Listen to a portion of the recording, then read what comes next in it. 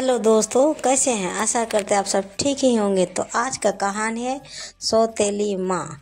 सुनिए एक best motivational कहानी यानी कि प्रेरक कहानी। तो ये कहानी अंत तक सुनिए दोस्तों।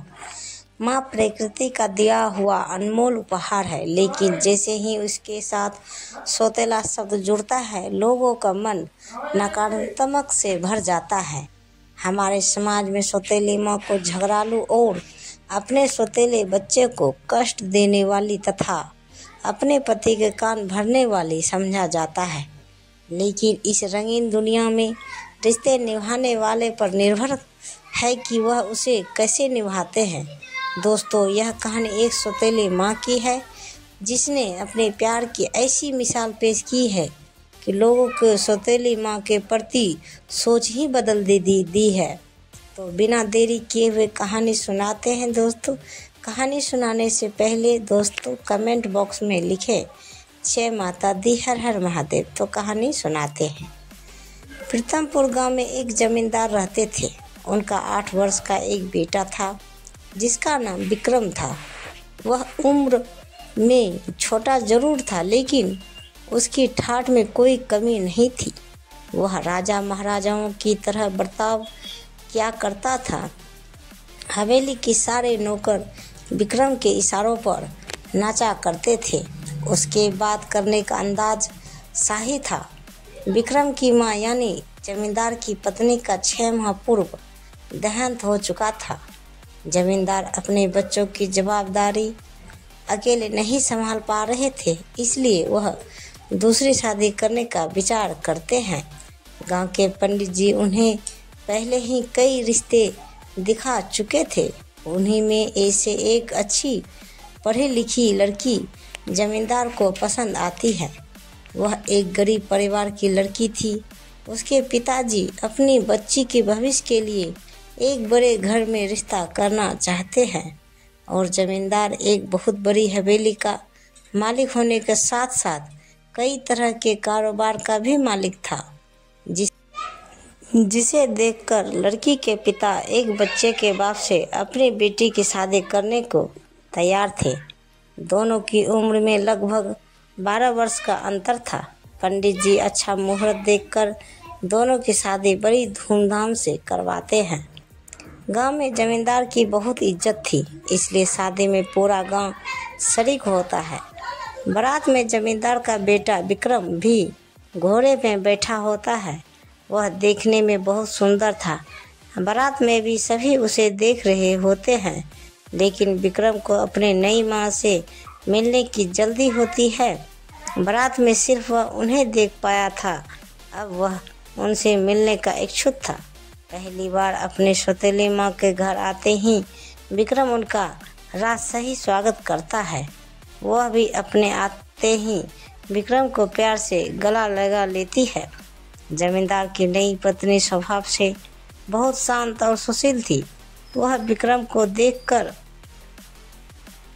खुश हो जाती है। विक्रम बहुत प्यारा बच्चा था, इसलिए वह पहली ही नज़र में उसे अच्छा लगने लगता है।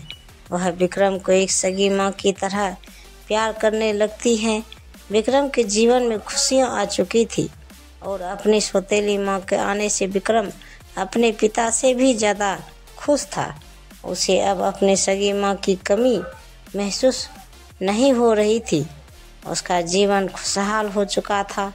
एक दिन जमींदार सुबह सुबह बिना नाश्ता किए ही घर से निकल जाते हैं और दोपहर को वापस लौटते हैं, लेकिन बिना कुछ खाए पिए अपने कमरे में चले जाते हैं।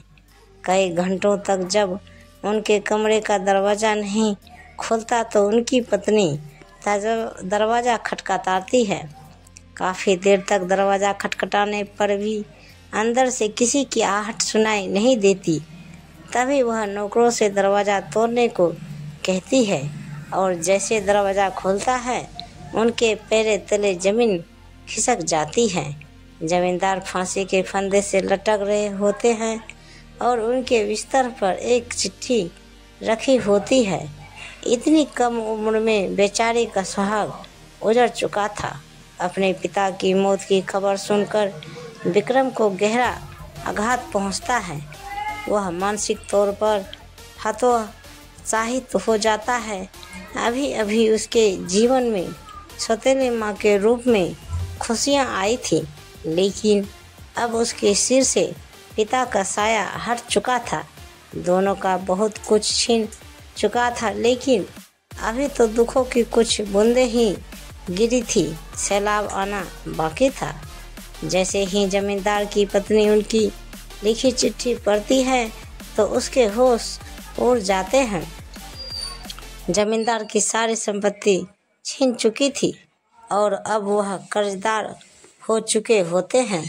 दरअसल उन्होंने एक प्रोजेक्ट में बैंक से लोन लेकर बहुत बड़ा निवेश किया था, जिसके लिए उन्होंने अपनी सारी जमीन जायदाद गिरवी रख दी थी, लेकिन वह प्रोजेक्ट बर्बाद हो गया, जिससे उन्हें भारी नुकसान हुआ और अब उनकी सारी संपत्ति नीलाम होने वाली थी। विक्रम अनाथ के साथ साथ गरीब भी हो चुका था। जमींदार की मौत के कुछ दिनों के बाद ही इनकी सारी संपत्ति नीलाम कर दी जाती है और इन्हें सारे कारोबार के साथ साथ हवेली को भी छोड़कर जाना पड़ता है। विक्रम और उसकी सौतेली माँ बेघर हो चुके थे, लेकिन लड़की के पिता उसकी दूसरी शादी का विचार कर रहे थे, लेकिन वह अपने बच्चे से बहुत प्यार करती थी। वह उसे अकेला छोड़कर जिंदगी नहीं बसाना चाहती थी, इसलिए वह अपने पिता के घर नहीं जाती। लड़की के सारे रास्ते बंद हो चुके थे, लड़की के सारे सपने टूट चुके थे, लेकिन गांव के सभी लोग की मदद से उन्हें इतने पैसे तो मिल चुके थे कि वह कुछ महीने किराए के घर में गुजार सके। विक्रम की सौतेली माँ पढ़ी लिखी थी, वह शहर जाने का फैसला करती है और वह थोड़ा बहुत सामान लेकर अपने बच्चे के साथ बस से शहर चली जाती है। शहर पहुंचकर वह एक झुग्गी झोपड़ी में कमरा किराए से लेती है और वहीं अपने बच्चे के साथ रहने लगती है। घर का खर्च चलाने के लिए वह गली गली खिलौने बेचने का काम शुरू कर देते हैं और उसी से अपने बच्चों का गुजारा करने लगती है। विक्रम को गरीबों वाली जिंदगी पसंद नहीं आ रही थी। उसे खाने को 2 वक्त की रोटी तक ढंग से नसीब नहीं हो रही थी। कई बार विक्रम को कचरे से खाना उठाकर खाना पड़ता है। विक्रम के सारे ठाठ जा चुके थे और वह अपनी बेसहारा माँ के साथ शहर में दर दर की ठोकरें खाने आ चुका था। धीरे धीरे उसे गरीबी में जीने की आदत होने लगती है। विक्रम को जो मिलता है वह वहीं खा लेता है। विक्रम को रह रह कर अपने पिता की याद आती है, क्योंकि पिता के राज में उसे 51 भोगों से सुशोभित भोजन प्राप्त होता था, लेकिन आज वह एक एक निवाले के लिए तरस रहा है। एक दिन विक्रम रास्ते में किसी से खाना मांग रहा होता है, तभी रास्ते से गुजर रही कार में बैठा एक व्यक्ति उसे पहचान लेता है, क्योंकि वह कई बार विक्रम के पिताजी से मिलने हवेली जा चुका था। वह विक्रम के पास पहुंचकर अपनी कार रोक कर देता है और गाड़ी से उतरकर विक्रम से उसके हालतों की वजह पूछता है। बड़े दिनों बाद विक्रम से किसी ने उसके हालातों में के पर चर्चा की थी। अचानक विक्रम फूट फूट कर रोने लगता है। वह उन्हें अपना समझकर सारा दुख बयान कर देता है। यह व्यक्ति एक बहुत बड़े व्यापारी थे और वह जमींदार को अपना अच्छा दोस्त समझते थे, लेकिन व्यापारिक यात्राओं के कारण कई सालों से वह जमींदार से मिल नहीं पाए थे। जैसे ही उन्हें जमींदार की मौत का पता चला तो उन्हें भी बहुत बड़ा झटका लगा। वह विक्रम से कहते हैं, तुम लोग इस समय कहाँ रह रहे हो बेटा? विक्रम उन्हें अपने झोपड़े में ले जाता है और अपनी माँ से मिलाता है। वह उनकी कुछ मदद करना चाहते हैं, इसलिए कुछ पैसे निकालकर विक्रम की माँ के हाथों में दे देते हैं, लेकिन वह खिलौनों से इतना कमाने लगी थी कि अब वह किसी का एहसान नहीं लेना चाहती थी। जैसे ही इन्हें पता चलता है कि विक्रम की माँ खिलौना बेचती है, वह खुश हो जाते हैं, क्योंकि इत्तेफाक से इनकी भी एक खिलौने की फैक्ट्री है और इन्हें एक अच्छी सेल्स गर्ल की तलाश थी। विक्रम की सौतेली माँ सड़क पर खिलौना बेचते बेचते एक कुशल विक्रेता बन चुकी थी और वह इनकी कंपनी में नियुक्त होते ही अपनी कड़ी मेहनत और लगन से 2 सालों के अंदर खुद की एक छोटी सी खिलौने बनाने की फैक्ट्री खोल देती है। और अब धीरे धीरे इनकी जिंदगी बदलने लगती है। विक्रम भी अपनी सौतेली माँ के साथ खिलौनों की फैक्ट्री में काम करने लगता है। इनकी फैक्ट्री के बने हुए खिलौनों की मांग देश विदेश तक होने लगती है और कुछ ही सालों में उनकी कंपनी का नाम पूरे देश में होने लगता है। और कड़े संघर्षों के बाद जमींदार की पत्नी एक अरबपति महिला बन जाती है। उन्होंने अपने बेटे के लिए फिर से वही जिंदगी लाकर रख दी थी जिसकी उसे आदत थी। विक्रम अपने सौतेली माँ के त्याग और मेहनत का एहसान नहीं चुका सकता था।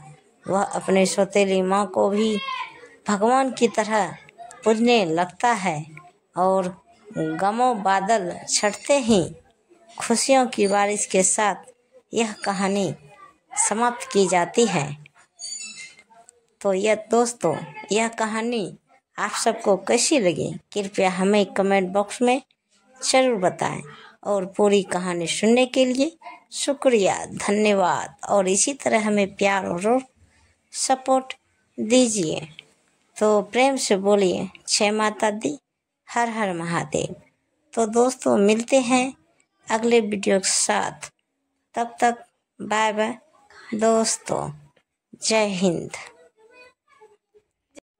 तो दोस्तों, जाने से पहले हमारे वीडियो को देखने के लिए चैनल को सब्सक्राइब करें और अभी तक जो भी हमारे चैनल को सब्सक्राइब नहीं किए हैं वो प्लीज़ हमारे चैनल को सब्सक्राइब कर लें, ताकि वीडियो आपके सबसे पहले आपको मिले। धन्यवाद।